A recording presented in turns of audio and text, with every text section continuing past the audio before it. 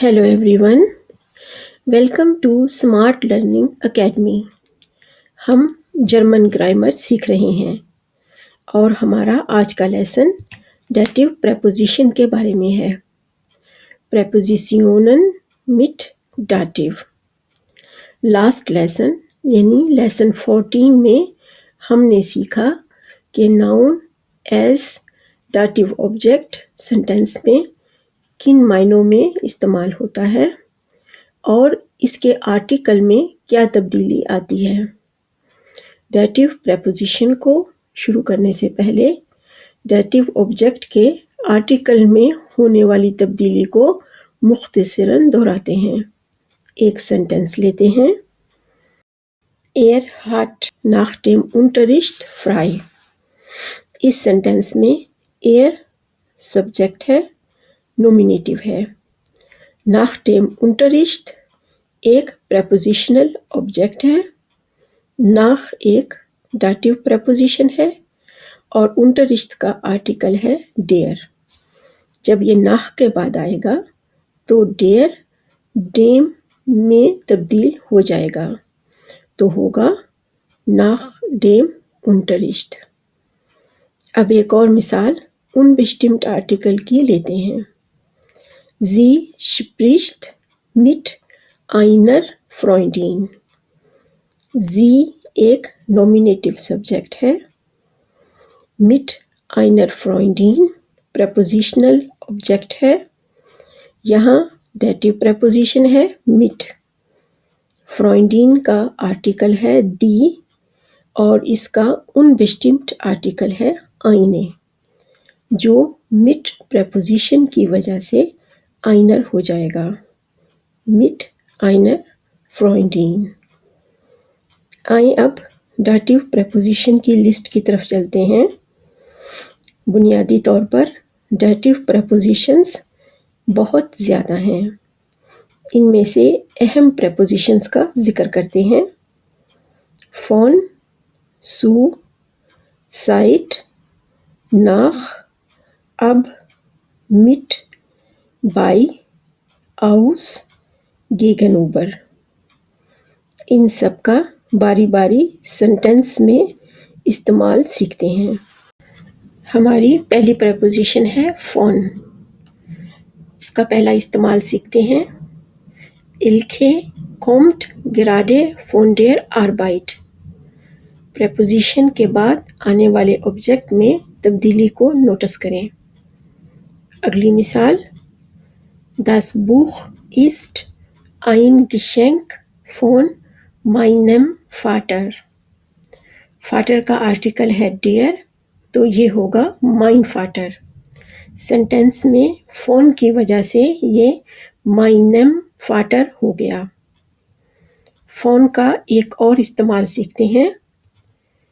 Die Schwester von meiner Mutter ist meine Tante.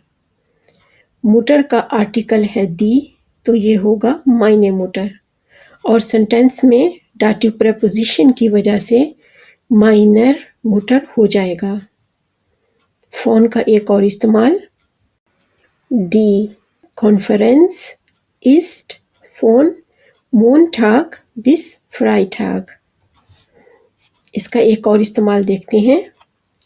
Hast du vom Chef etwas gehört? अगर von के बाद एक मुज़क्कर noun या masculine noun आए, जैसा कि इस सेंटेंस में है der Chef, तो ये von dem के बजाय vom लिखा जाएगा. हमारी अगली प्रेपोजिशन है mit. इसका पहला इस्तेमाल इस सेंटेंस में देखते हैं. Meine Mutter trinkt Kaffee mit Zucker. कुछ सूरत हाल में प्रेपोजिशन के बाद नाउन का आर्टिकल इस्तेमाल नहीं होता, जैसे इस सेंटेंस में है. इसका अगला इस्तेमाल सीखते हैं. Wir gehen mit unseren Kindern nach London. mit एक डाटिव प्रेपोजिशन है, इसलिए unsere Kinder unseren Kindern में तब्दील हो जाएगा. याद रखें کہ ڈاٹیو پلورل میں ناؤن کے آخر پر ایک این کا اضافہ ہوتا ہے۔ اگلی مثال ہے مٹ برلے کھان ایئر بیسر لیزن۔ مٹ کا اگلا استعمال دیکھتے ہیں، ایئر فیرٹ یڈن ٹھاک مٹ ڈیم فاراڈ۔ جب بھی کسی سواری کے ساتھ سفر کرنے کا ذکر ہوگا تو پریپوزیشن مٹ استعمال ہوگی۔ اس کا اگلا استعمال سیکھتے ہیں، مٹ اقسین دافمان آٹو فارن۔ اگر کسی معاملے میں عمر کی حد بتانی ہو تو بھی ہمیشہ مٹ کا استعمال ہوگا۔ اگلی پریپوزیشن ہے آؤس۔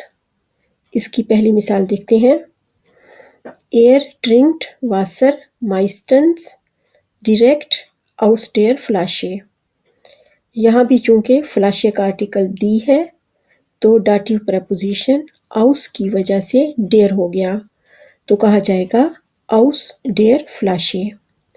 آؤس کا اگلا استعمال بہت کامن ہے، ایئر کومٹ آؤس ڈوائچلانڈ۔ آؤس کا تیسرا استعمال سیکھتے ہیں، دیزے کھیٹے اسٹ آؤس گولڈ۔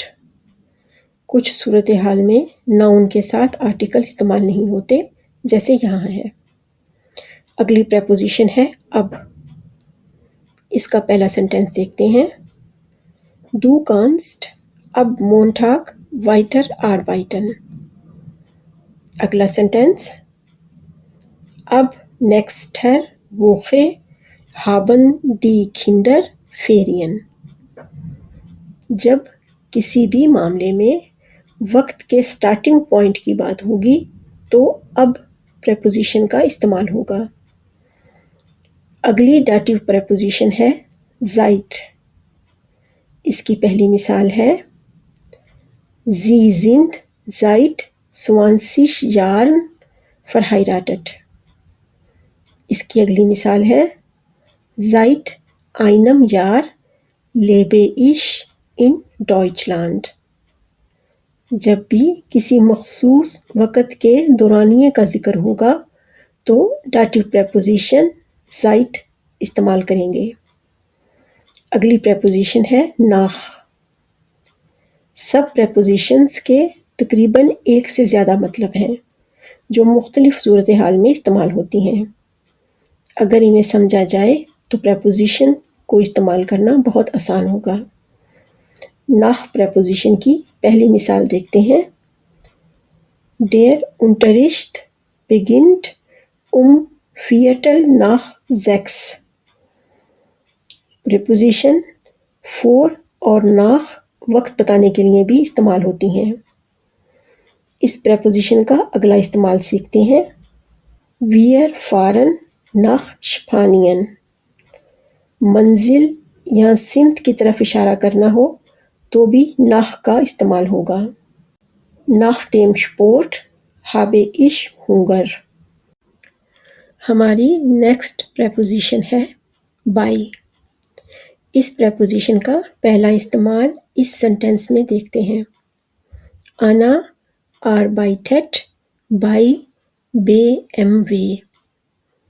جب کسی کمپنی میں کام کا ذکر ہوگا تو بائی پریپوزیشن استعمال ہوگی۔ اس پریپوزیشن کا اگلا استعمال، اوفنباخ liegt bei Frankfurt۔ اگلا sentence, Maria wohnt bei ihren Eltern۔ ihren Eltern by جو کہ ایک ڈاٹیو پریپوزیشن ہے اس کی وجہ سے ihren Eltern ہو گیا۔ اس پریپوزیشن کا نیکسٹ استعمال دیکھتے ہیں، gestern war ich beim Arzt۔ جب بھی بائی اور ڈیم اکٹھا آئے گا تو یہ بائم لکھا اور پڑھا جائے گا۔